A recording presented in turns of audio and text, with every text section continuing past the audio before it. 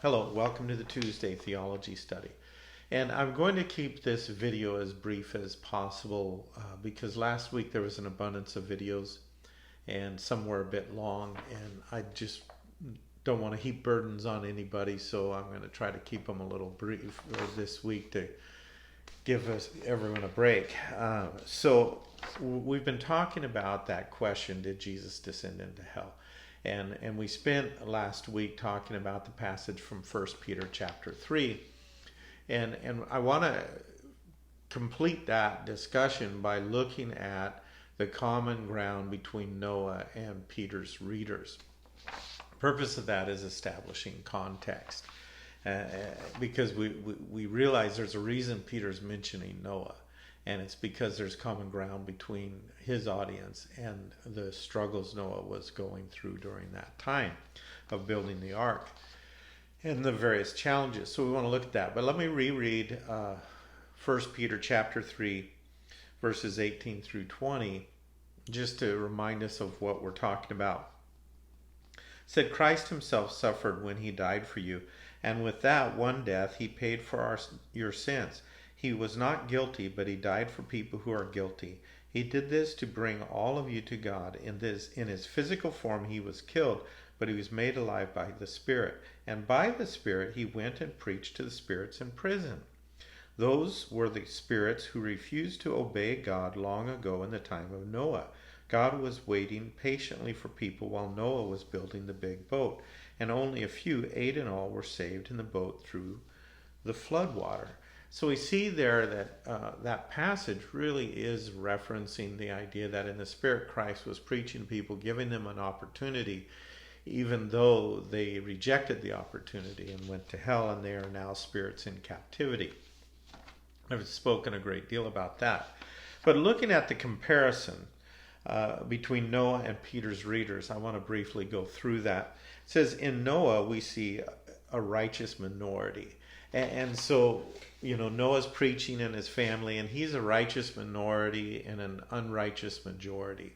And we find the same thing is true in Peter's readers, that they're a righteous minority. And we also see Peter, as he's writing to them, encouraging them to continue to be a righteous minority that stands up against the flood of sin in a time that is unrighteous, which is very salient to us. We also see that Noah was surrounded by hostile unbelievers. And Peter indicates that the same was true of his readers, surrounded by hostile unbelievers. And incidentally, that's also true of us, that we are today surrounded by hostile unbelievers. Now, I will mention at this point, when we think about being a righteous minority and an unrighteous majority surrounded by hostile unbelievers, that's not permission for us to have that spirit of hostility and redirect it back at them. It's not turning the other cheek. It's not doing good to those who persecute you. It's not praying for those who spitefully use you. It's the opposite. It's seeking vengeance by becoming as hostile as they are. And it's not an example of Jesus Christ. It's not who he is. He doesn't hate the lost in that regard. And we want to understand that sometimes when we see the hostility of the world towards Christianity, we get an animosity towards them that isn't really what the Lord is looking for in us. That we can have righteous indignation without becoming hostile to people. We can love the Lord and his righteousness and his ways without becoming mean-spirited. And so we need to guard our hearts with all diligence, as it says in the Psalms, for out of it springs the issues of life. The other thing we see about Noah is that one of the things he was preaching was that God's judgment was near. That was the purpose of the flood. God's judgment is near. And Peter writes that God's judgment may come soon, and that it's near too. It could come soon. And we see that. You can read about that. I'm just going to give you the verses. 1 Peter chapter 4, verses 5 and 7. You can additionally see Peter mentioning it again in his second epistle, 2 Peter 4, 2 Peter 3:10. And so when we look at that, we see the similarity of Peter's readers to the time of Noah. We also see that Noah witnessed boldly by Christ's power. And I talked about that last week, that, the spirit of prophecy is the testimony of Christ. And that in the spirit, Christ was preaching through the prophets, Paul writes. And so Christ was preaching through Noah. And we see that Noah witnesses boldly by Christ's power. And Peter's readers then are exhorted in the same way to witness boldly by Christ's power. And you can read about that in 1 Peter chapter 3, verses 4 through 17, and chapter 4, verse 11. Now, the other thing, Noah and his family were finally saved. And we see that there'll come a time when we who follow Jesus will finally be saved. 1 Peter chapter 3, verses 13 through 14, chapter 4, verse 13, and chapter 5, verse 10.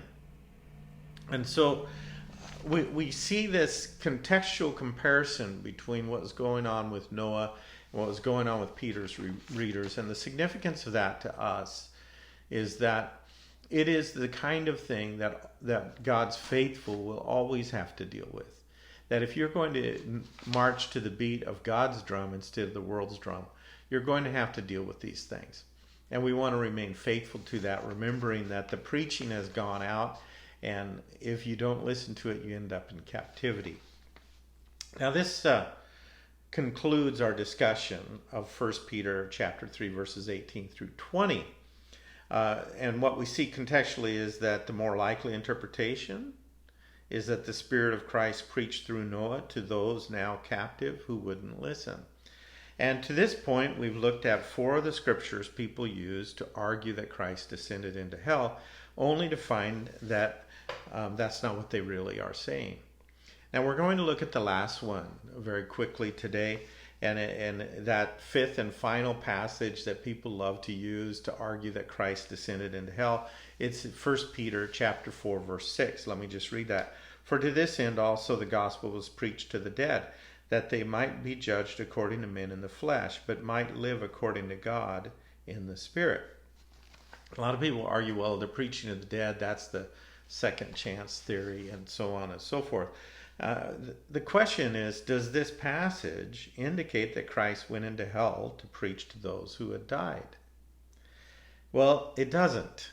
First of all, if it did, then it would be the only passage in the Bible indicating that you get a second chance after death, which I've already dealt with. That's just not the case. And the other issue is that this passage doesn't explicitly say that Christ preached to people after they died. It was preached to the dead, that they might be judged and might live according to God. In other words, it's not saying he went and preached to them while they were dead. They might be dead now, but he had already preached to them. They had already heard the truth because of the testimony of Christ. And the indication is that the gospel was preached to those who are now dead. And so if we read that in a different translation and in a context, adding verses 4 and 5, which come right before it, so we'll be reading verses 4, 5, and 6, it becomes a little more clear. And so let me just start with verse 4. Let me read out of that. 1 Peter 4, verses 4 through 6. Unbelievers insult you now because they are surprised that you no longer join them in the same excess of wild living. They will give an account to the one who is ready to judge the living and the dead. After all, the good news was told to people like that. Although they are now dead, it was told to them so that they could be judged like humans in their earthly lives and live like God in their spiritual lives. Thus the gospel was preached to give them a chance to follow God's teachings, because judgment comes after death. And so in another video, I'll talk a little more about proof text. And we've seen in those 5 verses the problem of proof texting, which is taking a verse out of context. And so in what we see, though, as we wrap this up, is we see by looking at the 5 main passages used to argue the descent into hell as a place of torment, that none of them actually teach that. Remembering that the original doctrine for a descent into hell, the place of torment, came from a late addition to the Apostles' Creed in the 7th century. So, that should challenge our thinking. Now, on Thursday, we will look more closely at the scriptures that oppose the descent into hell, which I've referenced some of those already, but we're going to look at that more closely. So we'll see you Thursday, and we'll discuss the scriptures that say Christ didn't descend into hell or oppose the concept. So the Lord bless you.